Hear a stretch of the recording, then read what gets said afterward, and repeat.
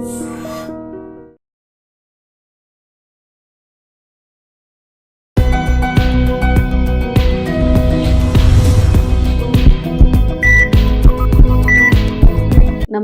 Welcome to healthy conversations with IT media. నేను మీ Jhansi. So ఈరోజు మనతో ఉన్నారు వంటింటి చిట్కాలకు కీరఫడస్ అయిన మధుసూదన్ శర్మ గారు. 35 ఏళ్లకు పైగా ఆయుర్వేద వైద్యాన్ని అందిస్తున్నారు. మరి గ్యాస్ ట్రబుల్ గురించి మనం మాట్లాడుకున్నట్లయితే, ఎప్పుడు ఏ డిసీజ్ కానీ ఏ వ్యాధి లేని వాళ్ళు కూడా ఏమి లేదు, ఒక్క గ్యాస్ ప్రాబ్లం తప్ప పొరగడుతో ఆ ట్యాబ్లెట్ ఏదో వేసుకుంటారని చెప్తూ ఉంటారు. బట్ గ్యాస్ట్రిక్ సమస్య ఇంకొన్ని ఆరోగ్యపరమైన సమస్యలకి దారితీసే అవకాశం ఉంటుంది. కాబట్టి దీని నుంచి ఎలా బయటపడాలి, అసలు గ్యాస్ట్రిక్ సమస్య రావడానికి గల కారణాలు ఏంటి అడిగి తెలుసుకుందాము. నమస్తే అండి. నమస్తే. సో అంటే ఆడవాళ్ళని కాదు, మగవాళ్ళని కాదు, గ్యాస్ట్రిక్ సమస్యతో బాధపడుతూ ఉంటారు. సో వాళ్ళకి ఈరోజు ఒక మంచి అంటే ఇంట్లో చేసుకునే ఏదైనా రెసిపీ కానీ లేదా ఆహారపు అలవాట్లు, జీవనశైలి విధాన మార్పులు తెలియజేయండి. ఓకేమా. మనం గూగుల్ సెర్చ్ చేసినట్లయితేమా అనేక రకాలైన ఆరోగ్య సమస్యల గురించి లక్షలాది మంది సెర్చ్ చేసేటువంటి అత్యంత సర్వసాధారణమైన ప్రాబ్లం గ్యాస్ట్రిక్ ట్రబుల్ సమస్య. సో గ్యాస్ట్రిక్ ట్రబుల్ సమస్య గురించే చాలా మంది వెతుకుతున్నట్టు కూడా మనకు తెలుస్తుంది గూగుల్ సెర్చ్లో ఏ రెమెడీస్ ఉన్నాయని చెప్పేసి. సో దీన్ని బట్టి మనకు తెలిసింది ఏంటంటే చాలా మంది సఫర్ అవుతున్నారమ్మా. ఏదో మరి వాళ్ళకు తెలియక, అవగాహన లోపం చేత, మరి డాక్టర్ల సలహా లేకుండా కూడా ఎక్కువ శాతం మంది దీర్ఘకాలం పాటు విచక్షణ రహితంగా విచ్చలవిడిగా ఏదో ట్యాబ్లెట్స్ మింగడం కానీ, ఆ చప్పరిచే ట్యాబ్లెట్స్ వాడుకోవడం కానీ, యాంటాసిడ్స్ ఇలాంటివి వాడుకోవడం కానీ చేస్తుంటారమ్మా. సో వైద్యుల సలహా మేరకు వాడుకుంటే మంచిది, కానీ వైద్యుల సలహా లేకుండా మరి విచ్చలవిడిగా ఆ ఇష్టానుసారంగా వాడుకోవడం ఏమాత్రం మంచిది కాదు, క్షేమదాయకం కాదు, ఆరోగ్యదాయకం అంతకన్నా కాదమ్మా. కాబట్టి అసలు గ్యాస్ట్రిక్ ట్రబుల్ వచ్చేందుకు కారణం ఏమిటంటే తెలిసి తెలియక చేసేటువంటి పొరపాట్లు. అంటే అంతే కదమ్మా, ఇప్పుడు ఏదో ఒకటి పొరపాటు జరగడం వల్లనే ఆ గ్యాస్ట్రిక్ ప్రాబ్లమ్స్ వస్తున్నాయి. అంటే స్పైసీ ఫుడ్ ఎక్కువ తీసుకోవడము, కాఫీ టీలు ఎక్కువ తాగడము, స్మోకింగ్, ఆల్కహాల్, అదేవిధంగా ఈ ఫాస్ట్ ఫుడ్స్, జంక్ ఫుడ్స్ ఇలాంటివి విపరీతంగా తీసుకోవడము, నాన్ వెజిటేరియన్ ఎక్కువగా తీసుకోవడము, టయానికి ఆహారం తీసుకోకుండా ఉండడము, అదేవిధంగా టయానికి రెస్ట్ తీసుకోకుండా ఉండడము, ఇలాంటివి అనేక రకాలైన కారణాలమ్మా. నీళ్లు సరిగ్గా తాగకపోవడము ఒకటేమిటమ్మా, అనేక రకాల కారణాల వల్ల గ్యాస్ట్రిక్ ట్రబుల్ సమస్యలు వస్తున్నాయి. సో ఈ గ్యాస్ట్రిక్ సమస్యలు వచ్చినప్పుడు మరి కొంతమందిలో కొన్ని రకాల లక్షణాలు వస్తుంటాయమ్మా.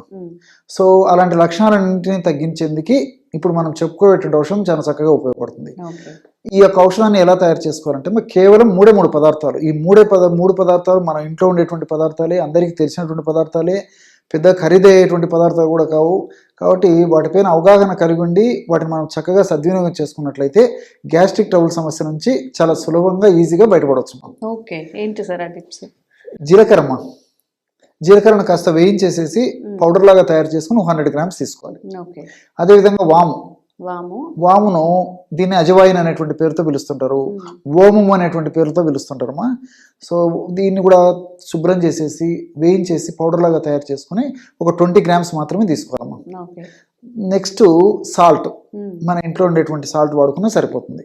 సో మన ఉప్పు, కల్లుప్పు అంటారు కదమ్మా, కల్లుప్పు, దొడ్డు ఉప్పు ఏదైనా పర్లేదు, ఇది చాలా తక్కువ ప్రమాణంలో కలుపుకోవాలి. జస్ట్ 10 గ్రామ్స్ అయితే సరిపోతుందమ్మా. సో ఈ పద్ధతిలో తయారు చేసుకోవచ్చు. సార్ మేము ఈ కొలతలు వేసుకోవడము, ఈ తూకాలు వేసుకోవడము ఇవన్నీ మాకు కష్టం సార్, మాకు వీలు పడదు, కరెక్ట్గా మేము మెజర్మెంట్ చూసుకోలేమనేటువంటి వాళ్ళకైతే 100 గ్రామ్స్ జీలకర్రను వేయించి పెట్టుకోవాలి. అదేవిధంగా 20 గ్రామ్స్ వామును వేయించి పెట్టుకోవాలి. అందులో ఒక 10 గ్రామ్స్ సాల్ట్ కలుపుకోవాలి. ఈ 3 పదార్థాలు మిక్సీలో వేసేసి బాగా అంతా కలిసిపోయిన తర్వాత, పౌడర్ లాగా బాగా అయిపోయిన తర్వాత దాన్ని జల్లించి ఉంచుకున్నా సరిపోతుందమ్మా. కాబట్టి ఎలాగైనా వాడుకోవచ్చుమా. అన్ని మన ఇంట్లో ఉండే పదార్థాలు కాబట్టి కొంచెం హెచ్చు తక్కువలేని ఏం ప్రాబ్లం ఉండదు.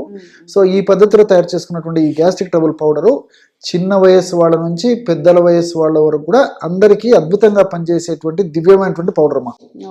సో మార్కెట్లో దొరికేటువంటి ఈ యొక్క గ్యాస్ట్రిక్ ట్రబుల్ ఔషధాలకి ఏమాత్రం తీసుకున్నటువంటి అద్భుతమైనటువంటి ఔషధాలు తినుకున్నాయమ్మా, ఔషధ గుణాలు తినుకున్నాయి. పౌడర్ జస్ట్ వేడి నీళ్ళలో వేసుకొని తాగాలా, లేదంటే మరిగించాల్సి ఉంటుందండి? అక్కర్లేదమ్మా. సో ఏం లేదమ్మా, జస్ట్ మజ్జిగ తాగాల్సి వస్తుందమ్మా. మజ్జిగలో కలుపుకొని తీసుకోవాలి. సో ఆ మజ్జిగలో కలిపి తీసుకోవడం వల్ల గుణాలు బాగుంటాయి, సమర్థవంతంగా పనిచేస్తుంది. సరే మజ్జిగతో తీసుకోవడం కూడా కొంతమందికి ఇబ్బంది ఉండి తీసుకోలేకపోతే ఏమా ఆహారంతో పాటు కూడా తీసుకోవచ్చుమా. సో నేను 2 విధానాలు చెప్తానమ్మా. సో ఆహారంతో తీసుకునే పాటైతేమో మనం భోంచేసేటప్పుడు రోజు ఒక్కసారి కానీ 2 సార్లు కానీ ఒక అర టీ స్పూన్ నుంచి 1 టీ స్పూన్ వరకు మ్యాక్సిమం ఈ పౌడర్ని మొదటి ముద్దలో కలుపుకొని నవ్వులుకొని తినేసేయాలి. ఇంతేమో మనం చేయాల్సింది. సో అలా కాకుండా మరి మజ్జిగలో తీసుకునే పాటైతే ఆహారం తర్వాత ఉదయం ఒకసారి రాత్రి ఒకసారి ఒక 100 ml పల్చటి తాజా మజ్జిగ పులుపు ఉండకూడదు. అదేవిధంగా మరి రెండోది ఏమంటే మరి చిక్కగా ఉండకూడదమ్మా, పల్చగా ఉండాలి, తాజాగా ఉండాలి. అలాంటి మజ్జిగ చల్లగా కూడా ఉండకూడదమ్మా, గది ఉష్ణోగ్రత ఉన్నటువంటి మజ్జిగనే అవసరం. సో అలాంటి మజ్జిగలో ఒక 1/2 టీ స్పూన్, అంటే టీ స్పూన్ అంటే చిన్న స్పూన్ ఐడియా ఉంది కదమ్మా, ఆ చిన్న టీ స్పూన్ నిండా అంటే ఇంచుమించు 5 grams లేదా 6 grams వస్తుందమ్మా. అందులో హాఫ్ అంటే 2.5 grams లేదా మ్యాక్సిమం 3 grams ఆ పౌడర్ అందులో కలుపుకొని తాగేయటమే.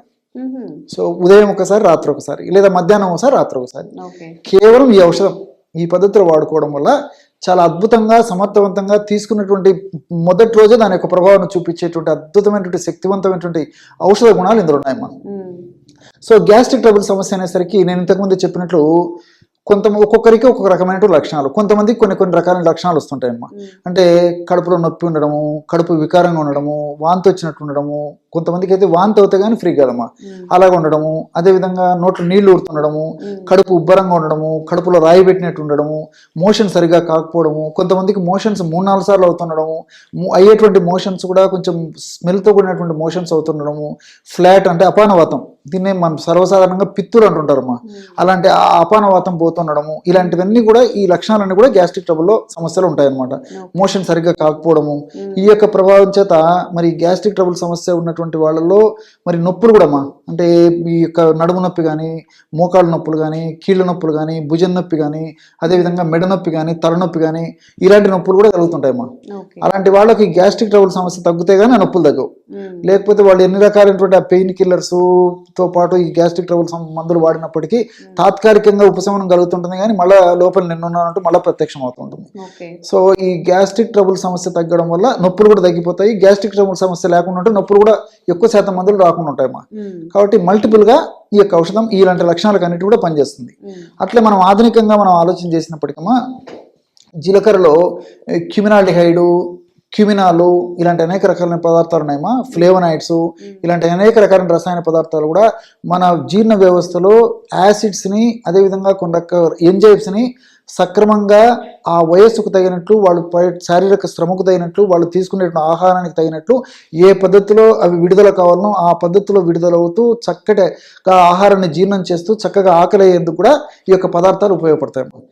అంతేకాకుండా మరొక ప్రయోజనం ఏంటంటే మరి ఈ ఆధునిక కాల ప్రభావం చేత, పాశ్చాత్య నాగరికత ప్రభావం చేత మనం తీసుకునే ఆహార విధి విధానాలు, ఆహార పద్ధతులు, ఆహారాలు మారిపోయేటువంటి పరిస్థితి ఏర్పడింది. కాబట్టి ఎక్కువగా కొవ్వు ఉన్నటువంటి ఆహారాన్ని తీసుకునేటువంటి పరిస్థితి ఏర్పడింది. కాబట్టి మరి జీలకర్ర తీసుకోవడం వల్ల జీలకర్రలో ఉన్నటువంటి కొన్ని రసాయన పదార్థాలు మనం తీసుకున్నటువంటి ఆహార పదార్థాల్లో ఉన్నటువంటి క్రొవ్వును త్వరగా జీర్ణం కాకుండా ఎక్కువ శాతం కొవ్వును బయటకు విసర్జించేందుకు జీలకర్రలో ఉన్నటువంటి కొన్ని రకాల రసాయన పదార్థాలు ఉపయోగపడతాయి. అదేవిధంగా చెడు కొలెస్ట్రాల్ పెంచకుండా ఉండేందుకు జీలకర్ర ఉపయోగపడుతుంది, ఈ ఫ్లేవనాయిడ్స్ ఇలాంటి రసాయన పదార్థాలు. అట్లే వాములో థైమాలు, థైమోక్వినాన్ ఇలాంటి రసాయన పదార్థాలునేమో ఇవి కూడా జీర్ణ వ్యవస్థను సక్రమంగా గాడిలో ఉంచేందుకు, జీర్ణ వ్యవస్థ సంబంధించిన ఇబ్బందులు రాకుండా ఉండేందుకు, ముఖ్యంగా విరేచనం సక్రమంగా అయ్యేందుకు, ప్రేగుల కదలికలు బాగా జరిగేందుకు, కొలెస్ట్రాల్ చెడు కొలెస్ట్రాల్ పెరగకుండా ఉండేందుకు ఈ రసాయన పదార్థాలు ఉపయోగపడతాయి. అట్లే సాల్ట్ అమ్మా, ఈ సాల్ట్ ఎక్కువ ప్రమాణంలో వాడుకోవడం వల్ల ఇబ్బందికరంగా ఉంటుంది, కానీ తక్కువ ప్రమాణంలో వాడుకోవడం వల్ల ఈ సాల్ట్ కూడా మన దేహానికి, దేహ ధర్మాలు సక్రమంగా నిర్వర్తించడానికి అవసరం. కాబట్టి మనం తక్కువ ప్రమాణంలో ఈ సాల్ట్ వాడుకోవడం వల్ల ఈ యొక్క సాల్ట్ జీర్ణ వ్యవస్థను సక్రమంగా పనితీరును మెరుగుపరచడమే కాకుండా ఈ వాము యొక్క ఔషధ గుణాలని, జీలకర్ర యొక్క ఔషధ గుణాలని మరింత రెట్టింపు చేసి మరింత సమర్థవంతంగా పనిచేసి ఇది దోహదకారిగా కూడా ఉపయోగపడుతుందమ్మా. సో ఈ విధంగా మల్టిపుల్ బెనిఫిట్స్ ఉంటాయి. కాబట్టి మనకు తెలిసినటువంటి ఔషధమే అన్ని మనకు సైడ్ బెనిఫిట్స్ ఉంటాయి, ఎలాంటి సైడ్ ఎఫెక్ట్స్ ఉండవు. కాబట్టి క్షేమదాయకంగా వాడుకోవచ్చు. అంతేకాకుండా మరి ఇంతకుముందే నేను చెప్పినట్లు ఆధునిక నాగరికత, పాశ్చాత్య పుణ్యం అని చెప్పేసి మన ఆహార విధి విధానాలు మారిపోయాయమ్మా. మరి ఎక్కువ శాతం మందిలో మీరు గమనించి ఉంటారు, కనీసము నెలలో 3 సార్లు 4 సార్లు లేదా 5 సార్లు లేకపోతే అంతకు మించిన సార్లు రాత్రిపూట లేటుగా ఆహారం తీసుకోవడము, పార్టీలో ఫంక్షన్స్ అటెండ్ కావడము, ఆ పార్టీలు ఫంక్షన్స్లో కూడా మరి ఎక్కువ కార్బోహైడ్రేట్స్, ఎక్కువ ఫ్యాట్ ఉన్నటువంటి food, junk food, fast foods ఇవన్నీ తీసుకోవడం జరుగుతుందమ్మా. మరి ఈ నేపథ్యంలో మరి కనీసం వారంలో 2 సార్లు ఈ యొక్క ఔషధాన్ని కనీసం రాత్రిపూట మనం విశ్రాంతి తీసుకునేటప్పుడు కప్పు మజ్జిగలో కలిపేసి వారంలో 2 సార్లు తీసుకోవడం వల్ల మనం తెలిసి చేసే మిస్టేక్స్ కానీ తెలియక చేసేటువంటి మిస్టేక్స్ వల్ల మన బాడీకి కలిగేటువంటి అనారోగ్యాలు రాకుండా ఉండేందుకు ఈ యొక్క ఔషధం చక్కగా ఉపయోగపడుతున్నాం. కాబట్టి వారానికి 2 సార్లున్నా ఈ ఔషధాన్ని నేను చెప్పినటువంటి పద్ధతిలో వాడుకోవడం వల్ల కూడా మన బాడీ ఆరోగ్యము దెబ్బతినకుండా ఉండేందుకు అవకాశం ఏర్పడుతుంది. Okay okay, thank you sir. Okay. And for more videos, Please subscribe to iDream. Please subscribe to iDream. Please subscribe iDream. And please subscribe to iDream. For more videos, subscribe to iDream. please like, share and subscribe to the channel. Congratulations, iDream. subscribe to iDream. Subscribe to iDream. So subscribe to iDream Media. iDream ki iDream team అందరికి huge congratulations. Please subscribe iDream Media. Please subscribe to iDream. Subscribe iDream. Please subscribe to iDream. iDream అంటే నా కళల ఛానల్ను subscribe చేసుకున్న నోరు తిరుగుతలేదు, మీరైతే గంట గుర్తు కొట్టండి. For more such videos, please subscribe to iDream.